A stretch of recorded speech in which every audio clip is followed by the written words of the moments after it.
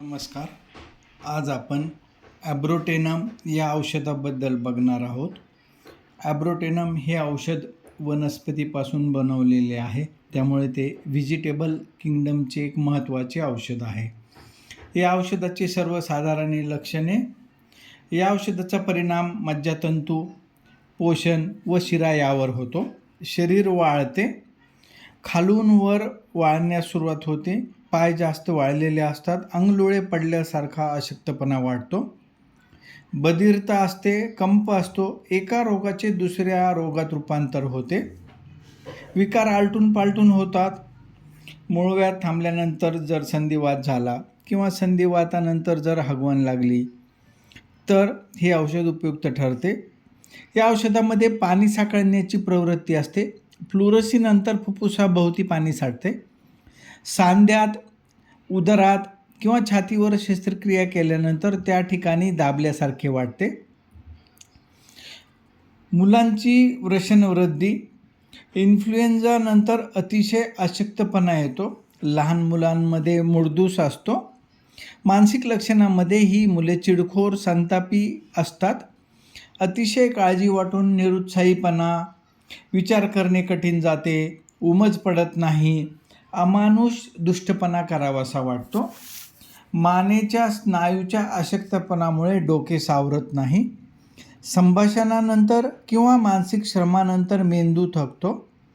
कपाळावरच्या शिरा फुगतात. चेहरा, डोळे खोल फिक्कट असतात. चेहरा म्हाताऱ्या माणसासारखा सुरकुतलेला दिसतो. कपाळावरील शिरा फुगतात. डोळ्याभोवती काळी वर्तुळे असतात. नाकातून रक्त येते, विशेषतः तरुण मुलांमध्ये. जठर दुर्गंधी, पातळ ओकारी होते. ओकारी पाण्यात तरंगत आहे असे वाटते. जठरामध्ये व्रण म्हणजे गॅस्ट्रिक अल्सरसाठी हे खूप चांगलं औषध आहे. भूक चांगली असून पण क्रशपणा असतो. अन्न न पचता बाहेर पडते. दुधात शिजवलेला ब्रेड आवडतो. जठरात कापल्याप्रमाणे किंवा कुरतडल्याप्रमाणे वेदना होतात. उदर, पोट हे फुगलेले असते. बेंबीतून लस येते. मूळव्याध बाहेर येते. उदरात ठिकठिकाणी कठीण गोळा आहे असे वाटते. आतड्यात गळून गेल्याप्रमाणे अशक्तपणा वाटतो. शौचास वारंवार जावेसे वाटते, परंतु गेल्यानंतर थोडे रक्त पडते.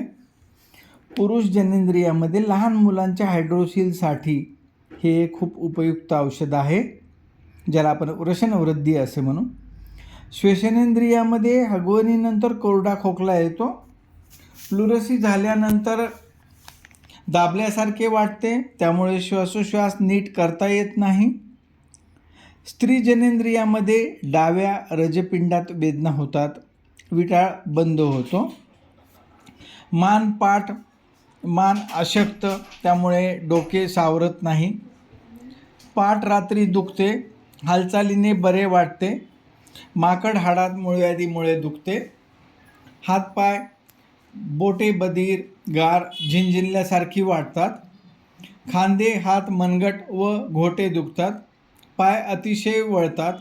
संधिवातामुळे हालचाल करता येत नाही. उदरातील वेदनानंतर हातपाय आखडतात किंवा पेटक्यानंतर आखडतात. त्वचामध्ये विसविशीत असते. त्वचारोग बाह्य उपचाराने दुरुस्त केल्यानंतर त्या ठिकाणची त्वचा निळी दिसते. अतिशय थंडीमुळे खाज सुटते. लक्षणांची वैशिष्ट्ये अशी आहेत की गार हवेने वाढते, भिजल्याने वाढते, किंवा स्त्राव बंद झाल्याने किंवा औषधे घेऊन स्त्राव बंद केल्याने आजार वाढतो. रात्रीच्या वेळी जास्त असतो. धुके पडल्यानंतर आजार वाढतो. हालचालीने बरे वाटते किंवा जुलाब झाल्यानंतर बरे वाटते. ही झाली ॲब्रोटेनम औषधाची लक्षणे. पुढल्या वेळेस आपण दुसऱ्या औषधाबद्दल बघू. हे औषध चित्रात दाखवल्याप्रमाणे असलेल्या वनस्पतीपासून बनवलेले आहे. धन्यवाद.